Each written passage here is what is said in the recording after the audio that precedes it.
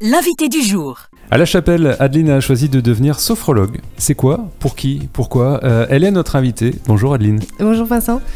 Les habitants du secteur de Raon t'ont connu durant des années au sein de l'Office de tourisme, ensuite à la Com d'Aglo. Et pourquoi, il y a 2 ans, ce virage vers la sophrologie? Alors je suis toujours à la communauté d'agglomération qui est mon activité principale, mais c'est vrai qu'il y a quelques années, j'ai expérimenté le burn-out. Ouais. Tu sais, ce moment où tu vas jusqu'au bout du stress et de tous ces effets néfastes dans le corps. Et j'ai découvert à nouveau, je dirais, la sophrologie, puisqu'elle m'avait déjà accompagnée pour ma 2e grossesse. J'avais choisi de faire ce type d'accompagnement pour préparer un accouchement, on va dire, sans péridurale et apprendre à gérer ma douleur. Ce qui avait été plutôt efficace d'ailleurs. Voilà. C'est bon de le dire. Et puis à différents moments de ma vie, c'est vrai que j'avais vu des sophrologues, ça m'avait aidé, etc. Et puis je trouvais que cette méthode était... ce que j'aimais, c'était l'approche vraiment pouvoir après pratiquer soi-même. Si tu veux, d'aller voir quelqu'un sur un temps donné et de savoir ensuite après l'exploiter par ses propres moyens. Et donc c'est revenu à ce moment-là de ma vie où je me suis dit, comment je peux faire pour aller mieux, pour retrouver mon énergie, pour... prendre un peu plus soin de moi, on va dire. Et donc j'ai refait un accompagnement et puis ça a été comme une révélation. Je me suis dit là, je dois partager ça. Voilà, je dois faire en sorte que peut-être d'autres gens qui vivent la même chose, peuvent prévenir. Voilà. Comme ça a marché pour toi, c'est ça. Voilà, autant en faire profiter. C'est ça. Ouais. Et donc j'ai demandé l'accord de mon employeur, puisque je suis fonctionnaire territorial, pour faire une formation certifiante qui me permet aujourd'hui d'avoir une certification professionnelle et d'avoir une autorisation de cumul d'activités. Donc c'est ma 2e activité. Donc je suis auto-entrepreneur essentiellement le mercredi qui est ma journée consacrée. Et puis selon les besoins de mes clients, je peux mettre des séances en soirée ou le samedi, quoi. Ouais. Ça veut dire mise en place d'un local pour recevoir chez toi? Oui, bien sûr, j'ai un cabinet, on appelle ça, dans une pièce effectivement de ma maison, donc en frontière entre La Chapelle et Thiaville, on va dire, à quelques pas de ce studio. J'ai dû mettre même pas 5 minutes pour venir. C'est clair. Et puis je me déplace à domicile en fonction des besoins, des gens qui peuvent pas se déplacer ou voilà, ça m'arrive de venir effectivement aussi au domicile de mes clients. Alors, tu parlais de formation parce que la sophrologie c'est tout sauf il y a une vraie formation derrière, c'est pas... On fait pas n'importe quoi.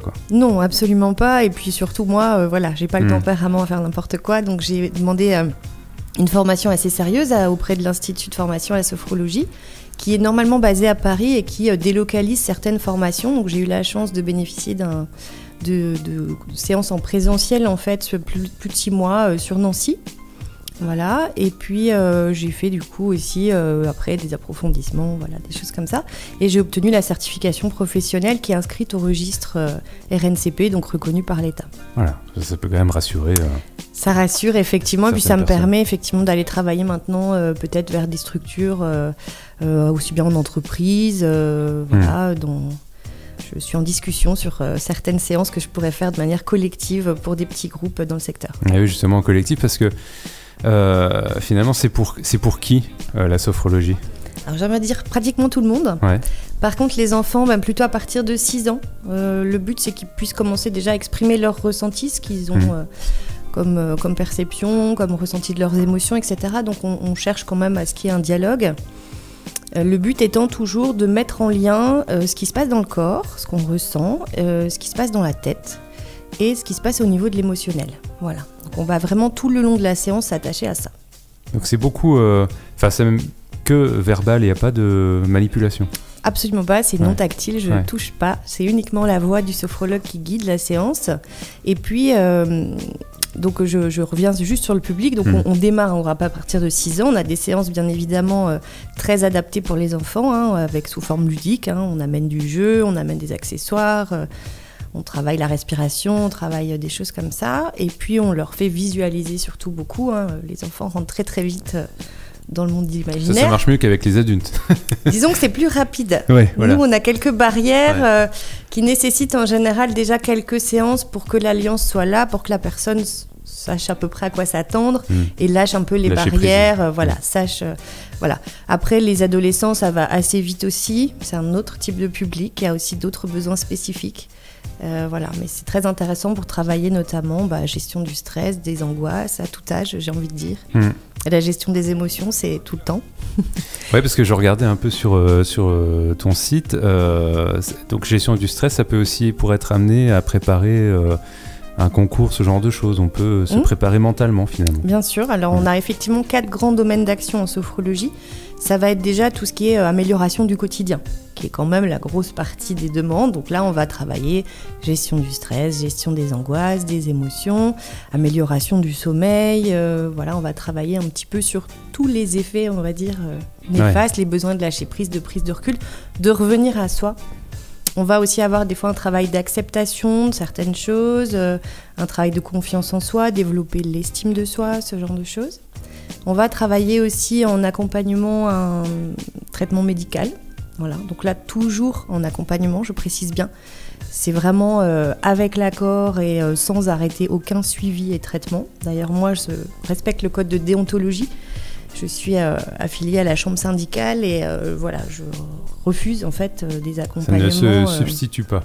Absolument pas. Voilà. C'est complémentaire. C'est complémentaire et dans ces cadres-là, en général, donc on va travailler tout ce qui est gestion de la douleur, acceptation de la maladie, les changements liés, etc. Et c'est souvent en fait le corps médical même qui m'envoie les clients. Voilà, ça va être ou des infirmiers ou des médecins, des ostéopathes qui conseillent à un moment donné la sophrologie. Ouais. D'ailleurs, certaines mutuelles prennent en charge de plus en plus d'ailleurs les séances. Ça s'appelle la médecine douce, ça fait partie. C'est ça, on fait partie des domaines médecine douce. Et puis, on a aussi un autre champ qui va être tout ce qui est accompagnement aux pathologies type phobie, acouphènes, problèmes psychiques. Donc pareil, toujours en accompagnement d'un suivi ou de traitement. Et la dernière grande famille, c'est celle pour laquelle la sophrologie est la plus connue finalement, c'est la préparation mentale. Notamment sur la préparation à un accouchement, donc pour les femmes enceintes. Souvent, elle est connue comme ça d'abord. Mais ça peut être effectivement un examen, un permis, gérer son stress par rapport à ça, se mettre dans de bonnes conditions mentales, émotionnelles, pour passer l'examen, ou un défi sportif aussi. Ouais. J'ai aussi des sportifs qui viennent pour être au top pendant leur championnat. Et alors, quelques clés pour ces bienfaits, ça passe beaucoup par la respiration ? Alors oui, on va combiner en fait des exercices qui se font dans un premier temps debout ou assis, où on va faire des mouvements lents, doux, adaptés à chacun, donc aux possibilités en fonction de l'âge, en fonction aussi, s'il y a des douleurs quelque part, on adapte l'exercice. Et puis la respiration contrôlée. Donc la respiration contrôlée, on prend le temps, on fait des exercices où on écoute aussi les ressentis. Voilà, dès qu'on a fait un mouvement derrière, on vient voir comment le corps réagit. Et on associe aussi tout ce qui est contraction, décontraction musculaire. Voilà. Donc ces 3 aspects-là, c'est la première partie de la séance. Ok. Ça permet de descendre aussi un petit peu au niveau de la vigilance, ça permet d'être déjà plus détendu. Et ensuite, on attaque la partie vraiment plus visualisation mentale, relaxation, sophronisation dans le langage des sophrologues. Donc là, c'est quoi les yeux fermés et tu guides des scénarios en fonction ou... Oui, en fait, alors sur l'accompagnement personnalisé, je vais vraiment composer ce temps-là en fonction des besoins de la personne et de ses ressources. Ce qui est important, c'est que vraiment ce soit adapté à chacun pour que justement ce soit efficace. Chacun ce qui lui fait du bien, j'ai envie de dire, chacun aussi ce qu'il veut éviter. Donc moi c'est important, la première séance elle sert vraiment à ça, à me donner toutes les indications pour créer vraiment des séances personnalisées. Ouais. Cette partie-là c'est allongé ou assis, les yeux fermés de préférence, mais les gens qui préfèrent garder les yeux ouverts c'est possible aussi. Et ça je l'enregistre, voilà. Ça c'est la partie que je donne ensuite à la fin de la séance et qu'on peut réécouter comme une méditation de relaxation finalement personnalisée.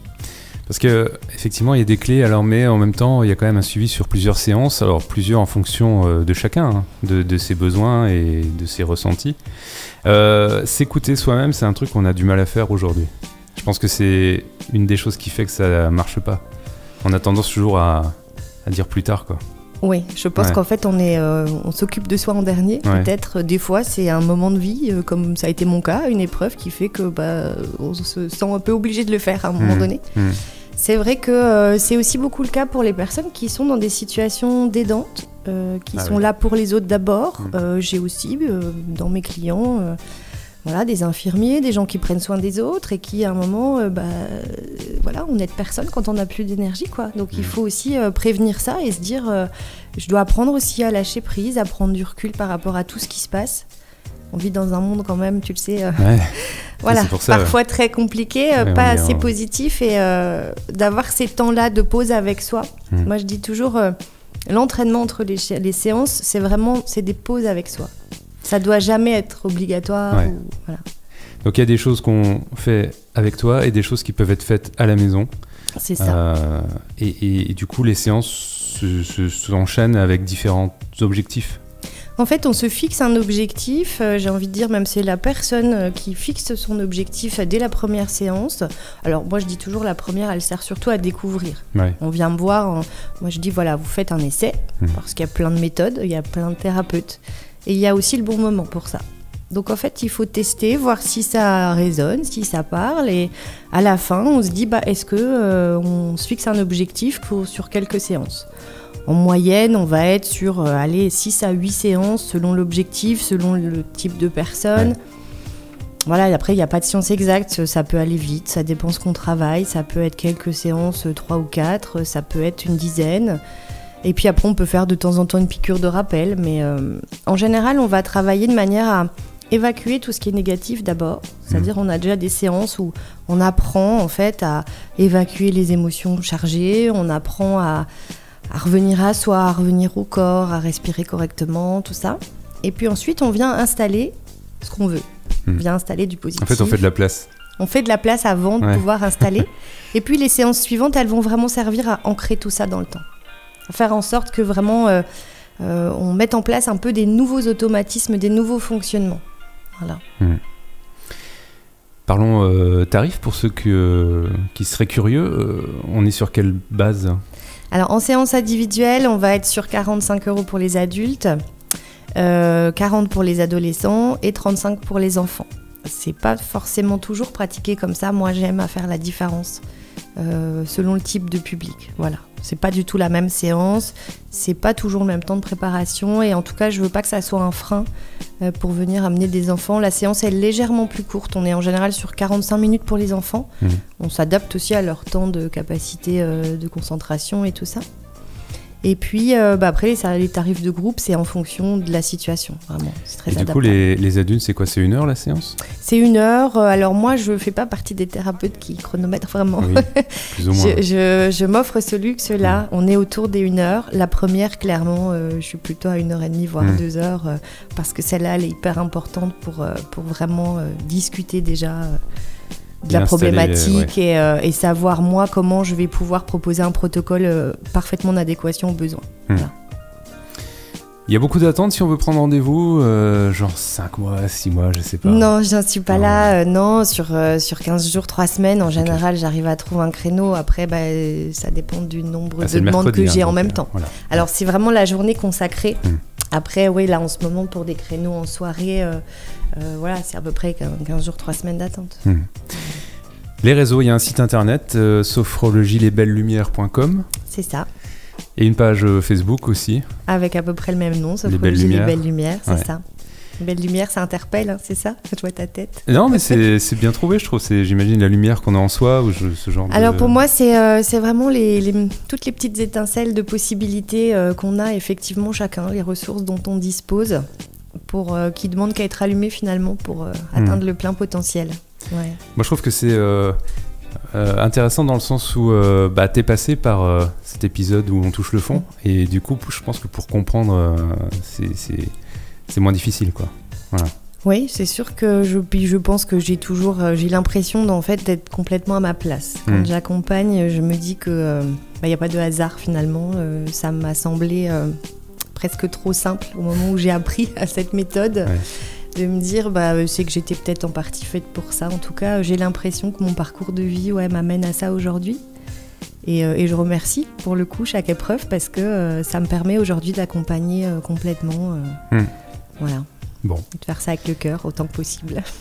L'adresse du cabinet, on la donne? Eh ben, on est en tout cas dans la rue du Pré de la Scie, Ouais. qui est entre la commune de La Chapelle et la commune de Thierville-sur-Meurthe. Voilà. Moi, Et puis, je dépends de la commune de La Chapelle. Ouais, les voisines. Mais on est très très voisins, voilà, très très proche du studio ici. Ouais. Bah, chacun a ses ondes, hein. Nous elles sont, elles sont sur les fréquences courtes, mais voilà, des bonnes ondes. Et puis allez voir, hein, Sophrologie Les Belles Lumières. Il y a pas mal même de personnes qui ont laissé ce qu'elles pensaient de leur Tes témoignages, des effectivement, témoignages, ouais. je propose toujours à la fin. Alors, les gens sont libres de le laisser ou pas, mais je pense que ça éclaire aussi sur quel type d'accompagnement, quel type d'objectif, et puis comment les gens vivent ça. Parce que moi, je sais comment je vis, comment ça se passe. Je suis souvent assez agréablement surprise de voir jusqu'où on peut aller. Parce que la méthode, elle paraît assez simple finalement. Presque trop simple au départ. C'est vraiment pas quelque chose d'hyper engageant. C'est juste un moment où on se pose avec soi-même et on finit par avoir des déclics, des réponses. Et moi, c'est ça que j'aime. C'est me dire, je vais être juste là à un moment donné qui est peut-être un moment clé dans la vie de la personne et qui va lui permettre de mettre en place des tas de choses pour que son quotidien change. redonner l'impulsion. Ouais, c'est ça. Le pied à l'étrier, comme on dit. C'est ça. Merci d'être venu nous parler de ta nouvelle activité. Mais merci à vous de m'avoir reçu. Moi, je suis une fidèle auditrice depuis le début d'RCM. Je continue à vous écouter. Depuis mes débuts, ouais. Oh oui, on est arrivés ensemble, je crois, 2001. toi et moi. Aïe, aïe, aïe. Qu'est-ce qu'on ferait pas pour notre territoire? Oui, exactement. Voilà, exactement. Donc, je suis C'est ravie toujours un de plaisir. partager, en tout cas, encore une fois, sur vos ondes. Merci. Et à bientôt, peut-être. Mais oui, bonne journée.